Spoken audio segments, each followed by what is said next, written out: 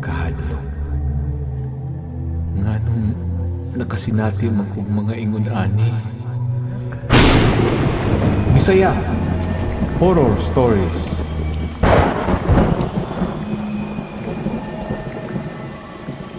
Maayong gabi sa inyong tanan. Hinaot o kirang tanan sa inyo hadiha o sa inyong tibuok pamilya. Ang title sa atong storya karong gabi una kay Ang Panamastamas sa usa ka itom nga babae. Niadtong mga panahona, katong panahon pa sa mga gubat kontra ang mga Hapon o World War II. Halos ubay-ubay na daw nga mga eskwelahan sa Pilipinas sa una ang nagsilbing mga detention cell or prisuhan ug silbi balay sa mga sundalong Hapon. Kini nga storya gikan ni sa mga storya sa mga katigwangan nga saksi sa mga nahitabo sa una ug maong usa sa mga rason sa mga nahitabong kahadlok kaayo nga mga storya sa pipila ka eskwelahan sa Pilipinas. So katong dito sa mga eskwelahan nga gipuy-an sa mga sundalo, tungod ani nasaksihan sa mga bungbong sa eskwelahan ang mga markang dugo sa daghang mga ngilngig nga pagpatay ug pag-abuso nga dili mo mahuna-huna kung giunsa pagpatay. Pero dili na ni karon makita nga mga dugoa kay tungod sa pag-renovate ug pagpintal ug pagbag-o sa mga eskwelahan. Bisan pa pagkahuman sa mga daghang dekadang nilabay, ang mga kalag sa mga nabiktima sa una nagpadayon ng gihapon karon sa paglaroy-laroy sa ilang katapusang lugar o dito gihapon ilang mga kalag ug wala ni biya nga sa moingon ani agyapon kami gasubo sa nahitabo. Sa karong present day, di lang kay sa adlaw sa mga patay sila magpasinati, kung di kasagaran sa gabii kung wala na'y tao ang maong eskwelahan. Kung ikaw musulod sa usa ka kwarto sa usa sa mga nahisgutan nga eskwelahan, makadungog ka og tingog sa usa ka babae o lalaki nga nisinggit sa kasakit kay gikastigo. Ang ilang mga espiritu nga tuad didto magsige gyapon og balik-balik sa ilang nasinati nga kasakit sa ilang naabdan. Naay usahay makadungog lang ka og kalit ug naay naghilak. Ug ang pinakakuyaw kay magpakita ni sa imo ug sa imong curiosity kung unsa katong imong nakita, magpasunod ni sa imuha hangtod sa maoy hinungdan nga ikaw maaksidente kay mahulog ka og imbornal nga lalom or makalitan ka, makatamak ka og kahoy nga maoy hinungdan sa imong pagkalamba ug maparok ang imong ulo sa semento. Busa kung ikaw makakita og mga ingon ani, hinaot nga makakontrol ka sa imong paghunahuna ug pagtan-aw sa imong giagian. Kaya ang ilang gusto nga maaksidente ka ug mamatay ka sa sulod didto nga eskwelahan.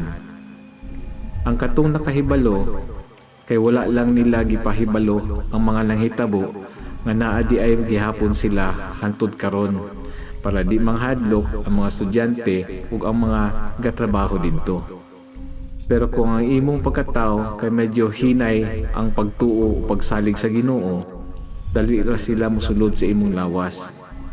Maunang mga nakita ninyo sa mga balita nga mga estudyante nga nasudlan og mga ngilad nga espiritu sa usa ka eskwelahan o naay namatay nga estudyante kay nahulog sa hagdanan.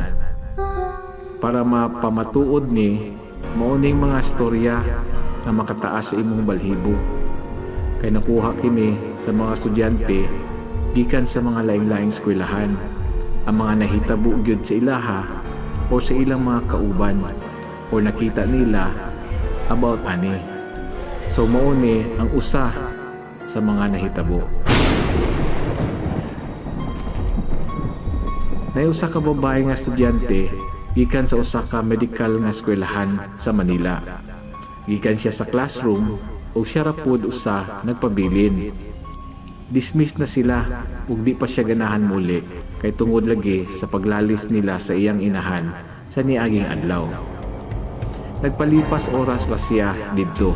Ang nahabili na lang sa maong eskwelahan kay mga janitors, gwardya, ug pipila lang ka mga maestro or maestra. Ang estudyante nga babae gusto mo adto sa CR kay hiun siya. So nigawas siya nga gainusara siya padulong sa CR. Sa mentras galakaw siya padulong sa CR, natinga siya na murag naay nagsunod niya kay makabati man siya og mga taguktok sa sapatos. Paglingi niya, wala siya nakita. So gapadayon na lang siya paglakaw padung sa CR. Pero natingala gid siya kay naagi siya nadungog. Pagliko niya sa eskina, naikalit nga hangin nga niagi sa iyang tungod. Ug natinga siya nga nganong naa may hangin nga naaraman siya sa sulod sa pasirado na building. Ug naapod siya sa 4th floor. So tungod ato na marog ang iyang mga balhibo. Kapadayon gyapon siya sa iyang paglakaw padung sa CR, pero medyo pinaspas na gamay kay medyo nakuyawan na pud siya. Sa pagpaspas niya sa paglakaw, dikalit og paong ang suga sa hallway sa 4th floor. Ug naay pinabusdak nga tingog nga murag gikan sa tingog sa lamisa. Nakuratan ang babae nga estudyante ug nigdagan siya. Sa pagdagan niya, nagsigi og on and off ang mga suga sa hallway sa 4th floor. Then naa siya nabatian kalit na pud nga tingog nga naay naglakaw or footsteps gikan sa iyang likod. Nihunong siya kadiyot pero sa kahadlok niya, nisutoy siya hinuon sa iyang pagdagan padulong sa CR. Ug sa dihang naabot na siya sa may CR, nagdali-dali siya og pagsulod ug iya day gisirad-an ang portahan ug iyang gilakan kay nahadlok siya kung kinsa ang nagsunod sa iyaha. Ug sa kanang naa na siya sa sulod, nikalit nga naay tingog nga buak sa samin nga tapad niya wal gagunit siya sa pultahan. So iyang gibuhian ang pultahan ug gitan-aw niya ang samin. Nagikan bagyo dito ang buak nga tingog. Ug sa dihang kakita siya sa buak sa samin nga dako di ay kaayo ug nakaingon siya, nganong nikalit man ni og kabuak ang samin. Samtang nagtanaw siya sa samin, usa ka itong nga babae na pula ang mata ug duguan ang naong ang nagpakita sa iyang likod. Ug perting hadluka sa babae nga estudyante. Tungod sa iyang kahadlok, iyang gipiyong ang iyang mga mata ug niampo ni siya og amahan namo. Ang estudyante nga nagampo pausab, iyang gibuka ang iyang mga mata ug naghinaot siya nga nawala na ni ang multo. Apan naapad gihapon sa iyang tungod. Samtang gaampo ang babae, naghimo ang multo og makahadlok nga dagway. Samtang ang estudyante nga babae nagsigi sa pagampo, nakauban niya gihapon ang multo sulod sa CR. Isunod-sunod pud siya sa multo ang iyang pagampo. Gitawag kini sa mga sugbuanon na buhat sa mga multo nga sumay-sumay. Kanang sumay-sumay, muna siya ang kanang gisunod-sunod ka sa imong gipang buhat o imong gipang sulti. Sa pagampo sa babae, natinga siya nga nganong gadugo ang iyang mata. Ug kalit nga mura na siya naghilak noon og dugo. Pagkita niya ani, kay mas nahadlok na noon siya ug nasyak sa nahitabo. Itanaw niya balik ang samin, naagihapon ang dagway sa multo. Nadako kaayong siga sa mata, nagahilak pud og dugo. Tungod sa iya nakita sa makahadlok nga naong sa multo, namula pag-ayo ang mata sa estudyante nga babae ug nisyagit siya. Nidagan ang estudyante nga babae padung sa portahan sa CR para mugawas unta siya, pero nikalit og palong ang suga ug tungod ani mao ang hinungdan nga nabangga siya sa semento sa bungbong ug naparok ang iyang ulo sa may hugasanan sa kamot ug nakuyapan siya. Tungod atong grabe niyang singgit sa sulod sa CR, nakadungugan ni ang mga maong gwardya sa eskwelahan na naay ni siya gitikan dapit sa 4th floor na CR. Ug sa pag-adto sa gwardya, nakita niya ang babae na estudyante nakahigda na sa salong sa CR pero dili siya duguan. Ug tungod ato, nitawag ang gwardya ug ambulansya ug ipadala ang babae na estudyante sa hospital. Ug tungod ato sa nahitabo sa estudyante nga babae, daghan nakahibaw sa balita didto sa ilang eskwelahan ug gitawag nila nga panghitabo ug Bloody Mary. Kagikan man daw sa samin ug parehas pud sa panghitabo based sa balita sa TV.